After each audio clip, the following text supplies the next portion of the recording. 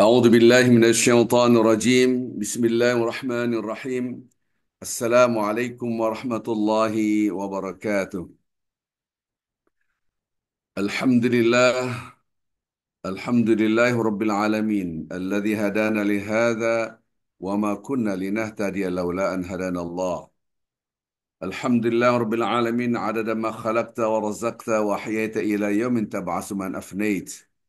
اللهم صل وسلم وبارك على رسولك الكريم حبيبنا المصطفى سيدنا محمد صلى الله عليه وسلم وعلى آل سيدنا محمد كما صليت وباركت ورحمت على خليلك ونبيك إمام الناس سيدنا إبراهيم وعلى آله في العالمين إنك حميد مجيد. الحمد لله والصلاة والسلام على رسول الله صلى الله عليه وسلم. Tidak bosan-bosan saya mengingatkan ketika kita ucapkan Alhamdulillah, betul-betul dalam hati kita memang segala puji milik Allah. Ketika ada rasa memang pujian milik aku patut dipuji, maka rasa ingin dipuji itulah penyakit yang mengeluarkan gampang tersinggung, gampang marah, gampang ngamuk, dan seterusnya. Jadi kita sadari bahwa kata-kata Alhamdulillah adalah syifa, yaitu obat. Syifa, obat untuk penyakit pujian milik aku. Maka ketika kita merasakan kedekatan dengan Allah Ar-Rahman Ar-Rahim, maka kita lebih merasakan tumak ninah, merasakan ketenangan jiwa. Perilaku kita menebarkan rahmat, tutur kata kita menebarkan rahmat, bahkan hati dan pikiran kita pun menebarkan rahmat. Kita bertemu dengan seorang, pikiran dan hati kita mengatakan, jangan-jangan orang itu lebih mulia di mata Allah daripada saya. Maka tutur kata kita, perilaku kita menebarkan rahmat. Na'udzubillah, thumma na'udzubillah, thumma na'udzubillah. Apabila ketika kita melihat orang, hati pikiran kita mengatakan, siapa itu orang? Hebatan saya, kerenan saya. Maka perilaku dan tutur kata kita tidak akan menebarkan rahmat. Yang mampu menebarkan rahmat hanyalah orang yang dekat dengan Ar-Rahman, Ar-Rahim. Materi yang kemarin, wabima rahmatin minallah, redaksi Al-Quran, dengan rahmat Allah semata, lintalahum, kamu akan berperilaku lemah lembut. Subhanallah. Kata-kata ini menunjukkan bahwa kelembutan hati kita murni karena Rahman Rahimnya Allah. Murni karena Allah mencintai kita dan ada rasa cinta di dalam hati kita kepada Allah dan Allah mencintai kita. Itulah Ar-Rahman Ar-Rahim. Rasa inilah yang menyebabkan kita menebarkan rahmat. Selalu saya ulang-ulang bahwa ketika kita dekat dengan cahaya, badan kita bercahaya. Ketika kita dekat dengan api, badan kita akan hangat. Kita dekat dengan AC, badan kita akan dingin. Maka kita dekat dengan Rahman Rahim, maka kita menebarkan rahmat. Perilaku kita lemah lembut. Yang dahsyatnya lagi, ini kemarin, ini pantai kemarin, Ali Imran 159, dikomparasikan, "Lau kunta faddan ghalidhal qalb, lau faddu min hawlik."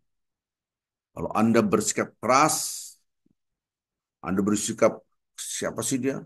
Wah, apa istilah, telak pinggang, menepuk dada, who am I?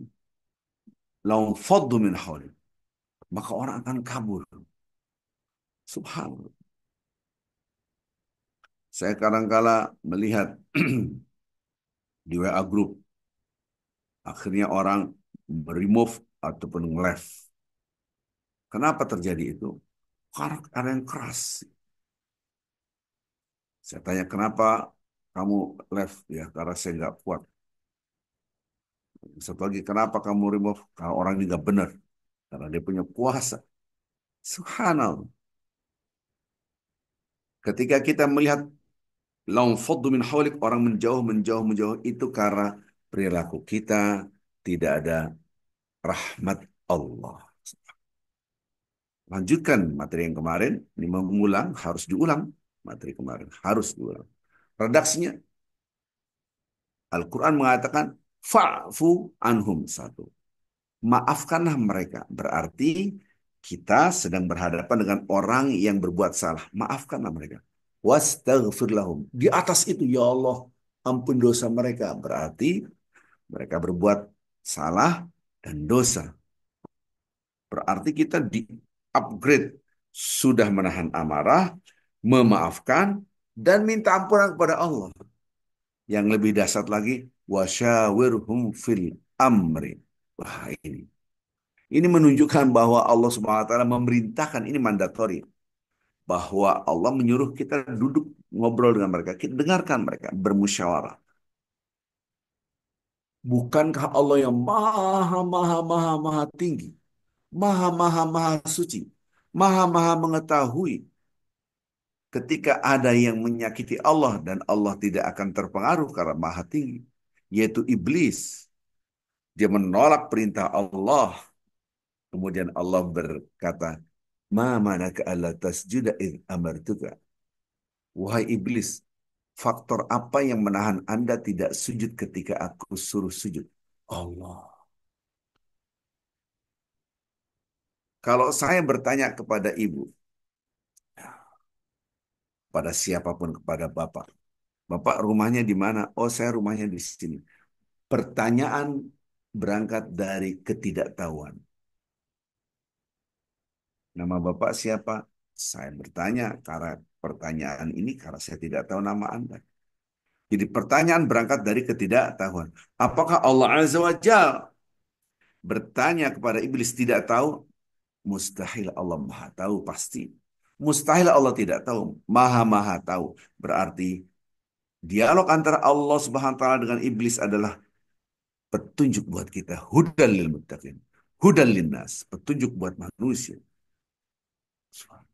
Hai manusia, aku yang maha tinggi, maha mengetahui, maha suci. Tidak ada kesalahan setitik pun. Aku berdialog dengan iblis. Kalau ada orang nyakitin Anda, Anda tanya, kenapa seperti ini? Gak mau, siapa dia? Sorry ya. Nah, apakah Anda lebih hebat daripada Tuhan dan dia lebih hina daripada iblis? Kan tidak, apalagi dia orang yang beriman. Itu sebuah pelajaran yang mungkin agak pedas.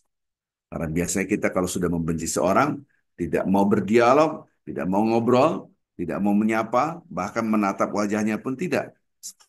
Apakah Anda lebih hebat daripada Tuhan? Nauzubillah min dzalik. Ini senafas. Gambaran orang-orang yang bertakwa dalam Al-Imran 134, alladzina yunfiquna fis-sarra wad-dharra wal kadhimina al-ghaidh. Orang yang menahan amarah, berinfak baik dalam keadaan lapang atau sempit dan menahan amarah. Menahan amarah berarti dia berhadapan dengan orang yang tidak baik. Bukan hanya menahan, wal afina nas. Dia berbuat, dia memaafkan. Bukan hanya maafkan, naik lagi. Wallahu yuhibbul muhsinin. Dia berbuat baik. Di antaranya berbuat bagi Allah, mudah-mudahan ampunilah dosanya Allah. Subhanallah. Maka apakah saya termasuk orang yang dicinta Allah dan mencinta Allah? Lihat perilaku kita terhadap orang yang menyakiti kita. Lihat tutur kata kita. Jadi Bapak Ibu, ini memang pedas sekali.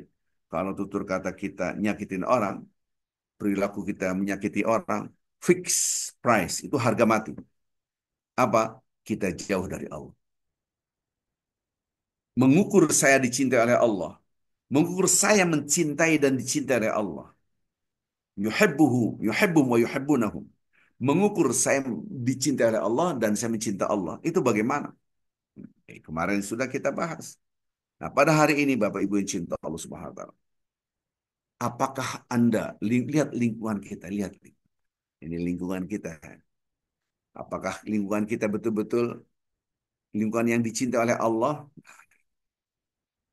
Jangan sampai, mohon maaf, kadangkala, ini mohon maaf ya, orang-orang yang punya duit hanya bergaul dengan orang yang punya duit.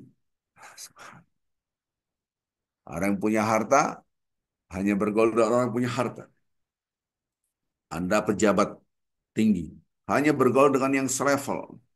Ya, paling tidak di bawahnya sedikit lah. Tidak mau bergaul dengan yang office boy, yang suka nyapu di kantor Anda. Enggak ketemu. Kita masuk mall yang mewah, taruhlah mall Hamra, ataupun ini di Jeddah gitu, yang barang-barang mahal. Ketemu teman-teman, wih, ini orang Indonesia juga. Pasti di orang kaya, Anda bersapa. Subhanallah. Tapi ketika kita masuk WC, ada yang jagain, megang tisu, Anda tidak menyapa. Subhanallah. Bapak Ibu yang cinta Allah Subhanahu wa taala. Tidak ada yang tidak sepakat. Semua sepakat. Enggak ada yang tidak sepakat. Semua pasti sepakat. Kita semua. Enggak ada yang tidak sepakat. Kita mencintai orang tua kita. Pasti kita ingin bertemu dengan orang tua kita. Ya, pengalaman saya lah. Berapa puluh tahun saya tidak ketemu orang tua pada tugas belajar. Allah. Rasanya ingin ketemu aja. Sampai pun saya pulang ke Indonesia, saya ingin ketemu lagi, ketemu lagi, ketemu lagi. Jadi yang dicintai itu selalu kita harapkan untuk pertemuan. Itu cinta. Nah, sekarang bapak-bapak ini wajahnya udah wajah tua ya. Udah punya cucu nih, ibu. Maunya itu Anda WA anak-anak, ayo ke sini bawa anak-anak kamu ya, cucu-cucu dibawa semua. Hari Sabtu dan hari Ahad berandai-andai. Nunggu hari Sabtu dan hari Ahad berkumpul semua, rindu. Siapapun yang kita cintai, kita rindu untuk bertemu. Itu hukum alam. Subhanallah. Bapak Ibu, Anda tugas ke luar negeri atau keluar kota, masuklah hotel. Hotel bagus. Hotel bintang 5 lah. Kalau saya pribadi, saya rasa tidak beda ya.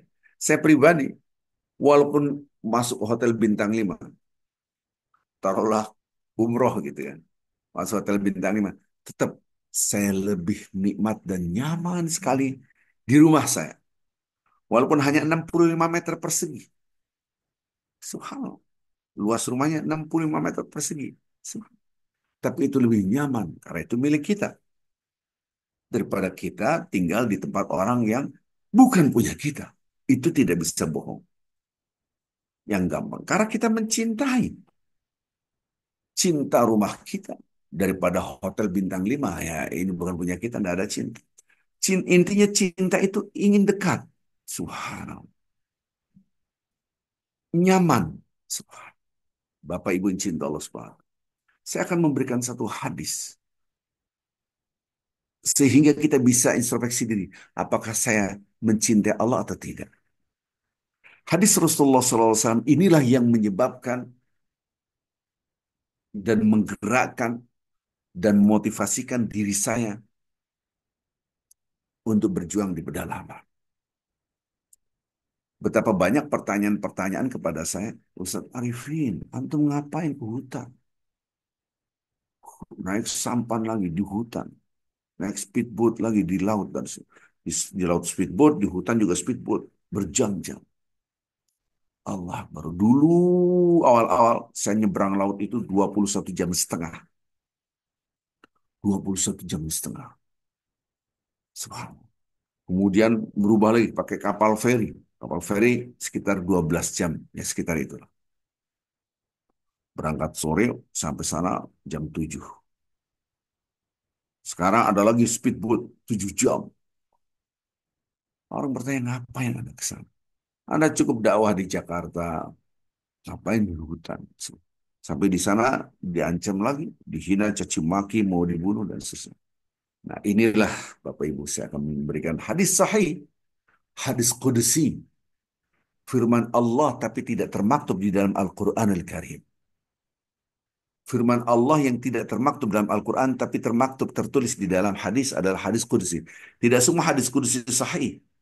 Yang saya ajukan adalah hadis qudsi yang sahih. Dari Abi Hurairah mengatakan Rasulullah SAW bersabda, Allah berfirman. Dari Abi Hurairah radhiyallahu anhu, semoga Allah meridhoinya, Rasulullah SAW bersabda, Rasul mengatakan, Inna Allah Azza wa Jal. Sungguhnya Allah Subhanahu Azza wa Jal. Yaqul ya ibnu Adam. Ya bani Adam. Wahai bani Adam. Nanti di hari kiamat. Apa mengatakan? Hai manusia. Saya terjemahkan ibnu Adam adalah manusia. Ini bahasa jangan dipahami tekstual. Kalau paham tekstual, Anda akan bingung. Wahai manusia. Maritu falam ta'udni.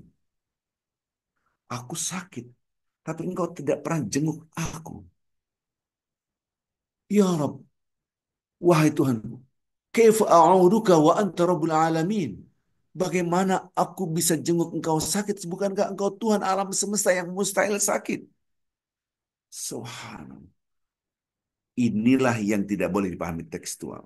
Qala, amma alimta anna abdi fulan maridah, falam ta'udhu. Bukankah engkau sudah tahu waktu kamu di dunia dulu ada si fulan sakit dan kamu tidak menjenguknya, tidak nengokinya. Amma inna alimta, kalau kamu tahu, annaka law udtahu la wajadtani indahu. Kalau kamu tahu, kamu dan nengok jengukin dia, engkau akan mendapatkan aku pada sisinya. Subhanallah. La wajadtani indah. Engkau akan mendapatkan aku pada sisinya. Dia lanjutkan. Hai ya bani Adam, hai manusia. Istat'amtuka falam tut'amni. Aku minta kamu makanan. Kenapa engkau tidak kasih aku makan? Bayangin, Allah minta kita makan. Kaifa ut'imuka wa anta rabbul alamin? Ya Tuhan, bagaimana aku ngasih makan? Bukankah engkau Tuhan alam semesta yang mencipta, yang mengatur bagaimana engkau makan? Hai hambaku, bukankah kau tahu dulu ada orang yang minta makan dan kamu tidak mengasih makan? Kalau kamu tahu, kamu kasih makan orang itu, lawajadatani anda, engkau akan mendapatkan aku pada sisi Allah. Ini baru satu hadis. Hadis yang lain adalah dialognya belum selesai. Hai hambaku, kenapa engkau tidak kasih aku minum? Dulu aku minta minum. Ya Allah, kaifa usqiq wa anta rabbul alamin. Ya Allah, bagaimana aku ngasih minum engkau? Sementara engkau adalah Tuhan alam semesta. Bagaimana aku kasih minum? Kau Tuhan. Hai hambaku, ingat, dua ada si fulan minta air minum. Kalau engkau ngasih minum kepada mereka, engkau akan mendapatkan aku pada sisi. Subhanallah. Orang yang mencintai Allah, dia pasti mencintai orang-orang kaum duafa. Dia tidak mau lepas dengan orang-orang yang duafa, orang-orang fakir miskin. Dia duduk bersama mereka. Dia mau mengetahui, mendengar keluh kesah mereka. Tapi jangan sekali-sekali Anda dekat dengan orang miskin, Anda menunjukkan kekayaan Anda tanpa Anda sadar. Mohon maaf, saya sudah berapa hari ini tidak ke sini, hampir sebulan. Oh, nggak apa-apa, Bu, kata orang miskin. Saya ini baru dari luar negeri, kemarin dari Amerika, habis Amerika saya ke Jepang, habis itu saya ke Belanda. Allah, itu tutur kata yang menunjukkan who am I. Saya ke negara ini, ke negara ini, ke negara. Apa manfaatnya Anda mengucapkan itu? Berarti di dalam hati Anda menunjukkan inilah saya orang kaya. Terbang ke negara ini. Terbang ke negara ini. Orang yang miskin hanya mendengar saja. Astagfirullah. Bukankah kita lihat, saya amat sangat jarang sekali nonton televisi. Sinetron-sinetron kita lihat. Orang-orang kaya dalam sinetron itu seakan-akan dia punya harta yang banyak. Mobilnya mewah, rumahnya mewah. Yang nonton orang-orang di desa-desa, orang-orang fakir miskin melihat kesenjangan luar biasa. Subhanallah, kan tidak mungkin saya bikin TV swasta kemudian yang tayangan adalah orang-orang fakir miskin saja. Allah, lihatlah diri kita, dekatkah kita dengan orang yang susah? Jadi ketika saya beretikaf, etikaf, etikaf, etikaf, berzikir, baca Quran, jadi imam, dan mengajarkan Al-Quran. Tiba-tiba ada yang waktu itu saya di mihrab, mihrab itu tempat imaman. Ustadz ada yang mau ngobrol. Oh ya silakan. Singkat cerita kita ngobrol, dia memberikan informasi orang-orang di pedalaman yang mohon maaf primitif dan terbelakang sekali. Akhirnya saya diam, dalam hati saya nangis. Allah, seakan-akan saya diperingatkan oleh Allah. Kalau kamu mau mencintai aku, berangkatlah sana ke pedalaman. Di situ banyak orang-orang miskin. Dalam hadis yang lain, itu kan tadi saya hadis riwayat Muslim. Hadis yang lain, kenapa engkau tidak ngasih pakaian aku? Sementara aku minta, ya Allah bagaimana memberikan pakaian engkau? Hadisnya banyak, ya. Tapi saya ngambil satu aja hadis. Jadi orang-orang di pedalaman itu sangat-sangat membutuhkan bantuan kita. Subhanallah. Saya masuk sana pertama kali, Allah. Ancaman satu, ancaman dua, ancaman tiga, ancaman, betapa banyak ancaman. Saya bertahan karena aku cinta engkau ya Allah. Kalau kita mencintai Allah, kita dekat dengan orang-orang yang susah. Kita dekat bukan orang-orang yang fakir miskin. Kita dekat dengan orang-orang yang membutuhkan bantuan.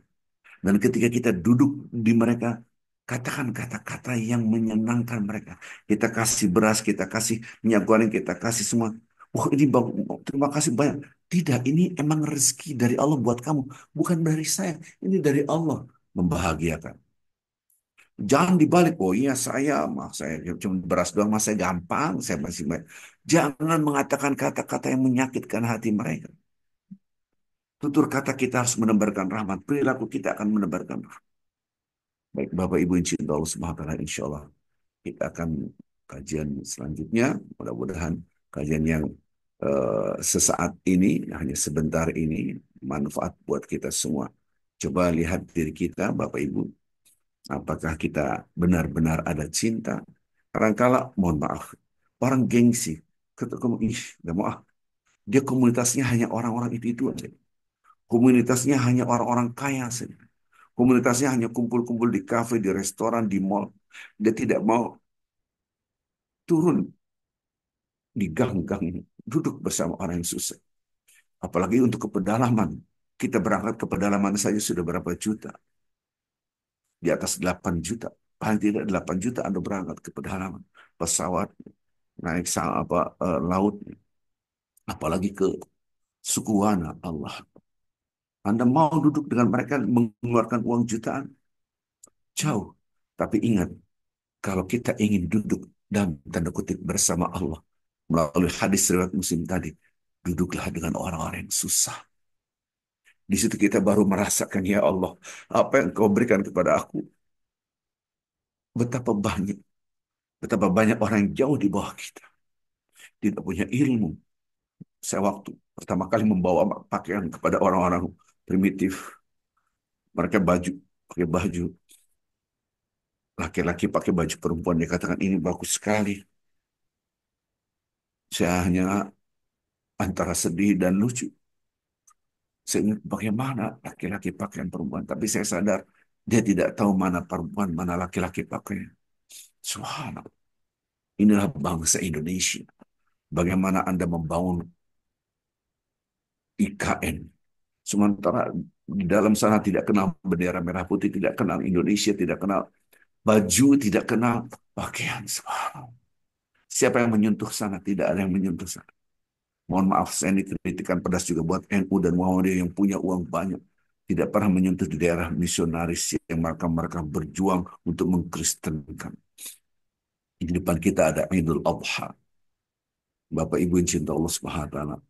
Jangan salah, banyak orang-orang yang mu'alaf tidak pernah menyentuh daging di mulut mereka, daging yang halal, apalagi sapi. Biasa mereka makan babi. Subhanallah. Tidak tersentuh dengan bantuan umat Islam. Mudah-mudahan melalui Yayasan Aksi Peduli Bangsa ini kita bisa berkolaborasi. Di sini juga ada jemaah Muliatur, ada jemaah Husna. Ya. Mudah-mudahan kita bisa bersinergi, mendekatkan diri kita kepada Allah, dekatkan diri kita kepada orang-orang yang susah. Subhanakallah bihamdik, asyhadu an la ilaha illa anta, astaghfiruka wa atubu ilaik. Assalamualaikum warahmatullahi wabarakatuh. Waalaikumsalam Waalaikumsalam warahmatullahi Waalaikumsalam. wabarakatuh.